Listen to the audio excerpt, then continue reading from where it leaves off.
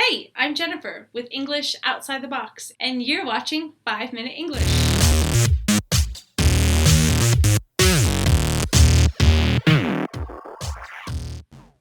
Oh, sorry, I was just reviewing some of my favorite apps for improving and practicing language. So I'm going to share my favorite apps to learn and practice English with you today on this 5 Minute English video. Just a reminder that 5 Minute English is an online video series that I created with many different types of videos to help you learn English. You can review more of the videos by clicking here and subscribing to my YouTube channel, or you can visit my blog at englishoutsidethebox.com/blog and review even more videos and online English lessons. But let's get into it. There are a lot of apps that I want to review with you today so you can start learning right now. I obviously have an iPhone, so I will be talking about iPhone apps. However, on the blog article for this video, I'll try to include some information about the Android. Or if you have an Android and you know a similar app, please comment below this video or on the blog with suggestions for our other users. Let's start by reviewing some of my favorite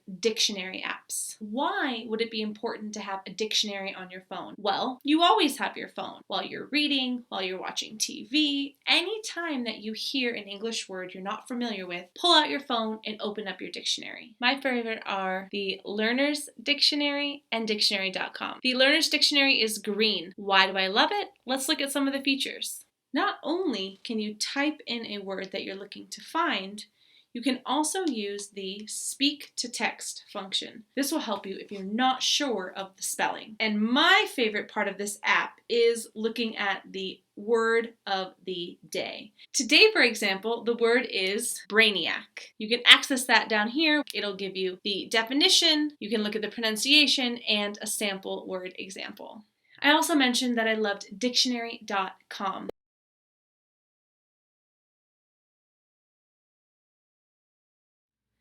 The next two apps I'm going to recommend are for music, improving your listening. My first favorite is going to be Spotify. Spotify is an app that you can search for artists, songs, albums, and you can listen, sing, follow along, and practice different skills.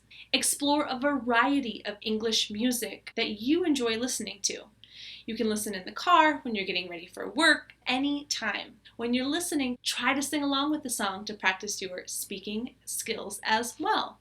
You can use the dictionary app to look up words you don't know to take learning even further. This next one is to review music and song lyrics. On the iTunes Store, this is what you want to look for: Genius Song Lyrics Plus and Music Knowledge. You can read different lyrics and watch the video as you listen. You can search for songs, artists, or lyrics you remember. So if you hear and remember a lyric, write it down. You can also practice reading comprehension by reading more information about the song here. So needless to say, this app is great. It can help with your reading, speaking, because you'll sing along and practice pronunciation and the production of words. And of course, it will help with your listening. My next 3 apps that I recommend for improving your language are going to be word games. These games are going to be 4 Picks 1 Word, Charades, and Word Whizzle. Let's start with Word Whizzle. Word Whizzle is going to help your spelling and word recognition. With Word Whizzle, you are going to have a theme for each level.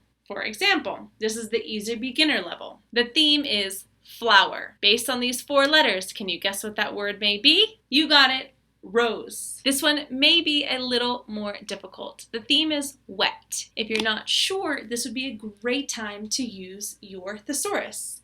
You can go into the thesaurus and type in wet and see what some of your examples are. Notice if you type wet in the thesaurus, the very first word is damp. Damp can definitely be created. So now you learned synonyms, definitions, and practice your spelling. The next one can be played in a group setting or with friends who are also practicing English. That game is going to be Charades. Charades is going to be you acting out a word for others to guess, or other people acting out a word for you to guess. How you play this game is you place the game on your forehead and you get ready to play. You'll see an animal, because we chose an animal theme, pop up on the screen, and you have to listen to your group describe what this animal is, and then you have to guess it. However, you can also use this to practice. For example, the next word, jaguar. How would you describe jaguar? What would you say to describe this? You can play this game on your own by practicing descriptions of different words. If you don't know how to describe this word, then look up in a dictionary or online for relevant language that you can use. This will help you practice your fluency and your ability to describe everyday common objects. 4 words, 1 pick is similar. You're going to see 4 pictures with a common theme and a bunch of letters down here that you need to read. You need to choose from these letters and spell the word that best matches this theme. This is going to help you practice spelling and identify everyday common objects. You can also use this similarly to charades and practice describing pictures based on what you see. Get more comfortable communicating out loud with friends. Another app we're going to look at is a note taker. This is going to be notes on the iPhone. However, I'm sure Android has a relevant app. What I like about this app is you can practice your speak to text, which is going to help you with your pronunciation. So you can hit the microphone to speak. All of her friends are here. And I said it correctly, so you can see all of her friends are here. All of her friends are here. You can practice with words that are really difficult for you. Condition. Notice that I incorrectly pronounced the word condition. Condition. I said the word like condition, which is incorrect. And notice what the app wrote, condition. So I know that that's not what I wanted to say, so I did not pronounce this correctly. So you can use this note taker app or any speak-to-text app in your phone to practice pronunciation. Read words out loud, read sentences out loud, and practice your pronunciation. Now note, this is a phone, so it's not going to be 100% correct all the time, but it's a great tool for self-study of your pronunciation and to check your own progress. The final 2 apps I'm going to talk about are my favorite apps for social media, specifically for learning. And of course, that's going to be Instagram and Periscope. Instagram is my favorite. If you're not already following me on Instagram, you should. You can find me by searching English Outside the Box or my handle at JenESL760. You can see that on my Instagram, I have different videos, real-life pictures, infographics, and different ways that I teach you English that you can use throughout your day-to-day life.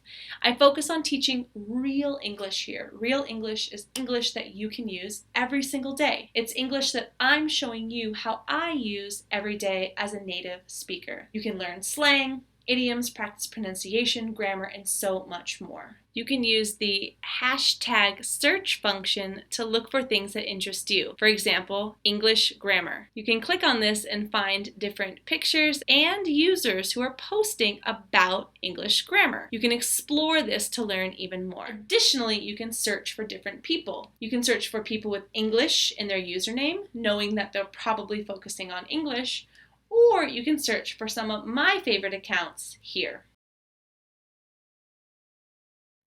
I recommend Better English to have different videos of learning with British English speaker Dan. I recommend Elena Montanono, who helps you practice pronunciation with real pictures, infographics, whiteboards, and videos.